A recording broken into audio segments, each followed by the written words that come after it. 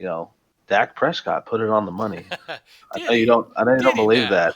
I know you don't believe that, but Dak Prescott He put it might have did there, it and once. Can he do it twice? oh, oh man, yeah. What is going on, everybody? It's man to man football here. Got my boy Dylan across from me. Yes, sir. Today we'll be talking about some stuff going on in the NFL. We're about a week and a half out from the NFL season, so talk about some things going on. First things first, some of the biggest things in the news is Leonard Fournette getting waived or released by the Jags. Kind of a shocker right before the season. Trading Yannick Ngakwe right before the season starts. A lot of interesting things with the Jags. It's Dylan. It's funny to me how fast this team has just literally. We talked about it in our first We video. talked about it. Literally, literally just falling apart. Yeah. Like in the blink of an eye. They had six Pro Bowlers in 2017. Six Pro Bowl defensive players. That's over half your defense. That's ridiculous. What's interesting to me or what's confusing to me is why are the Jags losing so many players? Like, is it the coaching staff? Is it the above that? Is it the you know I'm not too sure what's going on with the Jags organization, but it seems like they're more or less preparing to tank this season. Um, they had Gardner Minshew show out a little bit last year, and he started to struggle towards the back end of that season. But I'm very confused about this Jags team releasing Leonard Fournette. He was on his last year of his rookie contract, so it's not like they were paying him anything ridiculous. They weren't paying him like ridiculous money or anything.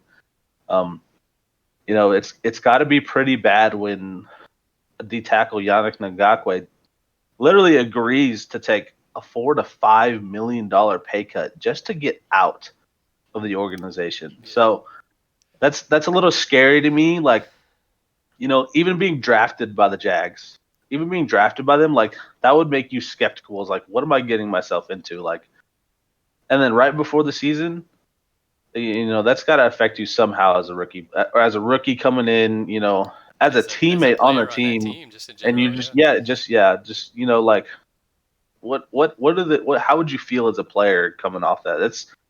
It would be It's crazy. It's demoralizing. crazy. It'd be Yeah. demoralizing, yeah. You spent all this time preparing, you're getting your body ready for the season, and two of your best players are no longer on the team. I mean, I don't know if these are cap reasons or these attitude reasons or what. I mean, like you said, Leonard Fournette's not making that much. He's still on his rookie year. He was a first round draft pick, so it's not like he's Yeah. making fourth round draft pick money. Right. But he's not making 14 million a year either. So I mean, they're doing something here to clean house. They're doing something to clear cap, clear space, get picks, just in general. You said they built quick and they fell apart even quicker. How do you rebuild that quickly? You get as many picks as you can and you keep drafting good players. The But Jags, go ahead. my question my what there's got to be something wrong in the organization. So it doesn't matter how many people you bring in. You could draft superstars like Jalen Sure, Ramsey. sure. You can bring in guys like Calais Campbell. Like, these are big name guys that produce, and you can draft all these guys. But what does it matter if you're a year two in and you're like, man, we finally got pieces everywhere, Yeah. and they're like, hey, I want to get traded. I hate being here. Well, I Like, wonder there's if got to be. there's got to be some leadership stuff there where like I Yeah. said, attitudes or um, just behavior in general. Jalen Ramsey is a very outspoken guy. Like everybody knows that. You don't hear necessarily as much from Leonard Fournette as far as that goes, but maybe he's the same. Maybe he's not a great locker room guy. Could it be they don't have a winning mentality in Jacksonville? Like, because like a lot of players say they're like, oh well, I just get mad because I want to win. And for me, Ah, like obviously as a player you have a winning mentality, especially when you're young. But like, I don't know, I it's mean, you need high character people in the building. yeah, I mean, it's they won. They made it to AFC Championship game when they had the roster was stacked. They fell apart quicker than nothing. It's because they didn't have the right type they, of characters around. And they now really did. they're having to remove the last of those characters potentially. Maybe that's what's going on. Yeah. and hopefully bring in some more high quality, high character people, as well as being talented football players. But you have to have high character people in the locker room too. I mean, this was my AFC Crush team. I was Mm-hmm. actually really hyped about them 2017, 2018, even a little bit last year. So Um, I wasn't too high on Nick Foles, never have been, but I am a Cowboy fan, so I think that kind of plays into it. But, sure. um, he did take the Eagles, unfortunately, to the Super Bowl. But, yeah, I don't know. I used to really like the Jags team, especially on paper. They looked phenomenal, but man, once I read the article, they lost six Pro Bowlers in more or less 2 years. 2 years in an off season, they lost six Pro Bowlers, which is you can't build people always talk about dynasties. You can't build a dynasty that way. You can't build a Super Bowl winning team when you can't even keep players. Yeah. Yeah. So it's pretty interesting. My question for them is like, I guess, who are they tanking for? Because this next draft is going to be a little weird. Oh, it's Trevor Lawrence. There's no question. There's nothing weird there. Trevor Lawrence was put on this earth to play quarterback. There's no question there. So, if you're tanking for anybody, it's T. Lawrence for sure. The golden Okay. hair, tall Well, boy. I guess we'll see, but I don't know. That'll be an interesting tank if they're buying into Gardner Minshew. One of the things that I was really high on Gardner Minshew, and I said in the video, there's no way this team has too much talent, especially with Gardner Minshew, to be one of the worst teams in the NFL. But Right. now it looks like they're almost trying to be. It's They very very weird. it's frustrating, yeah. So I couldn't imagine being a Jacksonville Jaguars fan. So Yeah. I don't know. It's gonna be a weird season for them. So Well, Minshew mania will be strong because he's still gonna play yeah, well. It won't matter who he has to hand the ball off to. He's still gonna do yeah, his thing. that's true. But Let's well, let's keep moving on to some more news. I know you find it really interesting. I'll let you take over. You find it really interesting. Earl Thomas is still a free agent. I do, yeah. I don't know if this is a case of teams are just kind of sitting and waiting. Maybe somebody has an injury at safety, or they're gonna bring him in. This is still I mean, this is a guy who's been in the league for 9 years and he's been to 7 Pro Bowls. This is one of the best safeties in football. Period. Right? Yeah, You would think that this guy would be highly touted as a free agent, and talked about a lot and considered by a lot of teams. And I truly wonder if maybe some of these we were just talking about the Jags. Maybe some of these attitude things are coming up for Earl Thomas. Getting into fights in practice. I don't know the yeah. whole story there. This is not the first time somebody's gotten into a fight in training camp. Nobody ever gets cut for just getting into a fight. Right. So Fighting is there's part. Unfortunately, fighting at practice is gonna happen. You're playing a more or it's less a manly it's sport. almost normal in A training lot. camp. There's a lot of testosterone on the Yeah, field, so you gotta, absolutely. it's gonna happen. People are gonna throw hands. You shake hands afterward. You keep moving. You're on Yeah, the same team. You keep moving. That's just the way it is. We both catch ball. I'm sure we've seen plenty of fights. Locker room fights, on the field fights, everything. It happens in football, but I've never seen. Well, I'm sure we have seen it, but I've never seen like a big name superstar get cut because of that. right, And right. they did say he had problems. Um, he had problems with previous teams in the locker room and on the field, and he had a lot of character issues, more or less. And then not only that, he got in the fight with the Ravens on the field with one of the other safeties, I Mm-hmm. believe, Mm-hmm. which is very interesting. Like, I don't know, because to me that stuff happens. Like, it's not a huge deal, but the what adds on to it, kind of fuels the fire, would be is Earl Thomas. I think pretty recently, the last year, the year before that, had an incident off the field in Austin, and something of like he was at his girl's house or his other girl's house. I don't know, something of that nature, and she came with a gun, and it was crazy. Yeah. But obviously, if you're in the news, it's not very. It's most of the time, it's not a very good thing for the NFL. Mm-hmm. But it's got to be character, and this will kind of help us transition to our next topic. But you know, people we're talking about, people are waiting for injuries. Like Grant Delpit just went down for the Cleveland This is true. Browns, This is true. and he was obviously a first round pick, or Second, was he first round he pick? was second I'm round pick. sorry, Yeah, second round pick. Yeah, it's fine. he was projected to be a first round pick. Yes, yes. Went into the second round. Um, and he just went down. So you'd think like they would have a need for safety, You would think so. and most of the rumors coming out are, hey, he's a perfect fit for the Cowboys, da da da. And then Mike McCarthy comes out and says, hey, we're looking for a guys that can mesh well in our defense. And so, And probably mainly in the it's locker almost, room. He's just I not was going to say right. that. Yeah.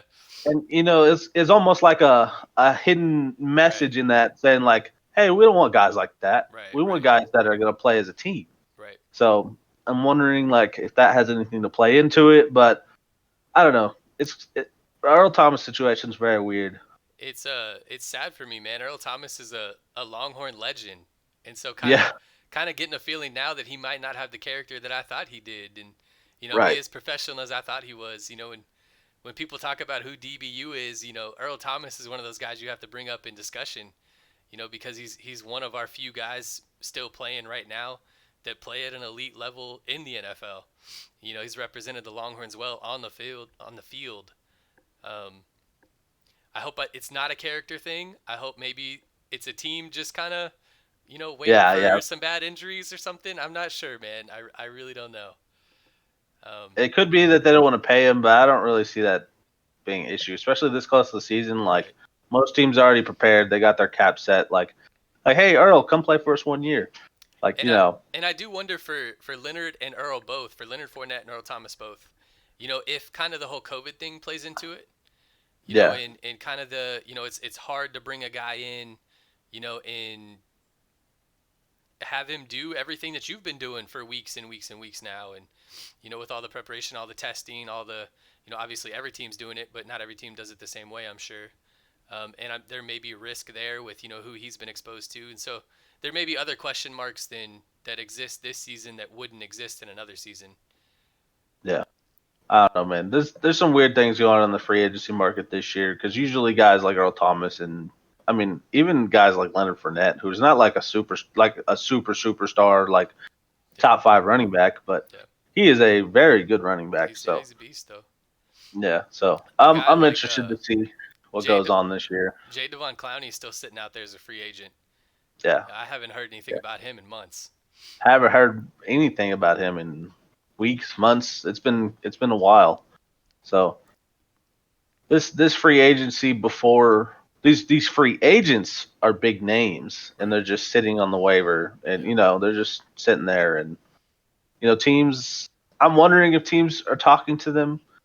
Um, you don't really hear much about people bringing them in right now, Yeah. but I think they're so focused on just battling COVID and their roster already at the same time. Like they're like, you know what? Let's just not bring any more attention to us. Let's just try to figure this out, make it to the season, Right. start healthy, and continue moving on. Right. So Right.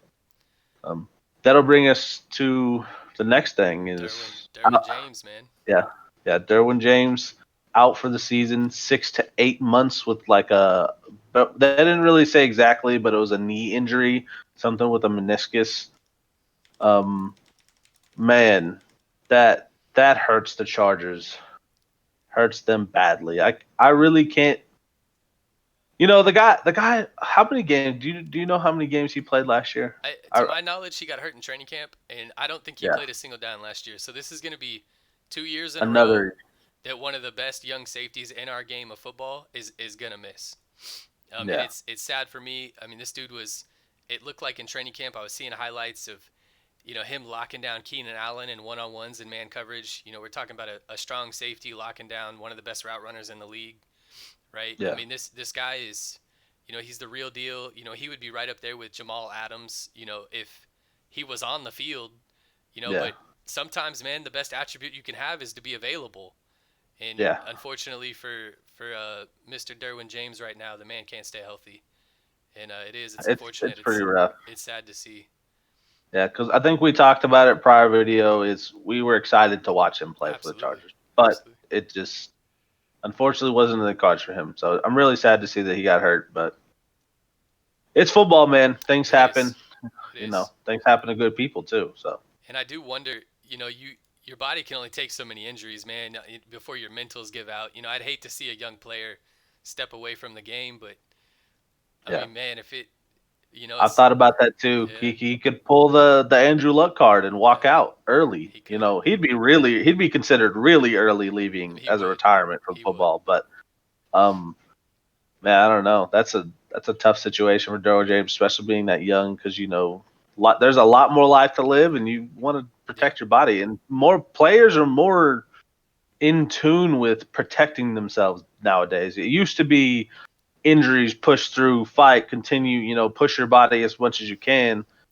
But now it's not like that anymore. yeah, It's changing to the point where, you take care of your body whether more or less hurt your team. It's more about protecting yourself. right, right, Um, and people and teammates understand it too. That's the other big things. Back in the days, we're like, oh man, you're not this, but now, it's, hey man, go get healthy. Like yep. it's no joke. Take Go care get of healthy. yourself, yeah. So, unfortunately, he got hurt, but man, oh well, it's just part of football. It is, and Jamar Chase. Speaking of injuries, Jamar Chase has made the decision to opt out of this college football season. Um, he's not going to risk injury. He's not going to risk lessening his draft stock. Uh, he knows what was at LSU last year. He knows LSU doesn't have the same horses. He knows what it sounds like right now is he's a lock to be a top 5, top 10 pick, and the man's going to sit out this year and cash that check. Yeah, And he's going to take the safe route, and I love it. I mean, the dude absolutely balled last year. I mean, there's no question. He's we kind of talked about how he lit up AJ Terrell in the yeah. national Oh yeah, championship game, he did. and he did made him look silly. So I mean, we've seen him on the biggest stage. We've seen him do it with a big quarterback. We've seen him do it against corners who ended up going in the first round. So I mean, this dude is for real. I'm excited to see where he goes in the NFL. Not at all disappointed that he decided to sit out this year. I agree. I think it's a business move for him. I think he made the right decision. Agree, especially with this draft. People are talking about playing this season in like January.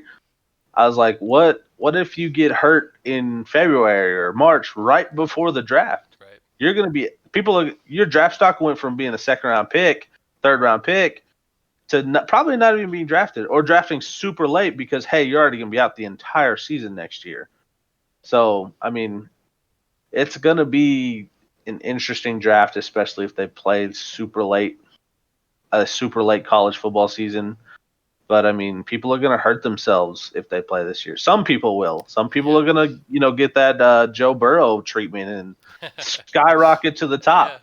Somebody It's going will. to be, Somebody will. yeah, and yeah, it's going to be interesting. So I don't, Absolutely. Jamar Chase, I think he made the right decision. Opt out, don't play, keep your draft stock high because the only film we got left to you is last year, and that Yeah. you were lighting people up. So And the only thing he can put on it this year is bad film. yeah, The only thing he can do is lessen that stock. And, if he feels like, I mean, this is so late in the decision process for him that he's been at practice, right? I mean, he's seen the team, he's seen the offense, he's seen the quarterback. All those things are changed from last year. And so, he's going to sit out and watch LSU have a bad year, and he's going to go really high in the draft. So I'm totally smart, for his decision for sure. absolutely, me too.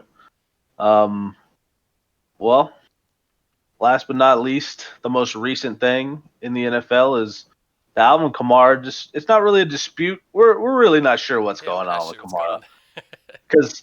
because the first rumor was is Alvin Kamara's holding out. And we're like, oh man, that's crazy. That's a big news. And then all of a sudden they're talking, hey, Alvin Kamara's. They're talking. They're talking to get a deal done. And then now they're like, the Saints put out there is like, hey, we're open to trading Kamara, but we're working on signing him. So like, I don't know. What are your thoughts on that? Because like, it seems like this team doesn't want him, but once it's a weird situation. So a couple years ago, people were always talking about how running backs aren't that valuable, right? Running backs are Right. expendable. You can draft running backs. I don't think you can draft guys like CMC and Alvin Kamara just anywhere. These Yeah. guys are special talents as far as they're basically wide receivers who are capable of being running backs too. Those guys don't grow on trees. We don't have that many people like that walking the earth. Yeah. This is this is one of those guys who, I would think that you would do everything you can to have him on your roster. Um,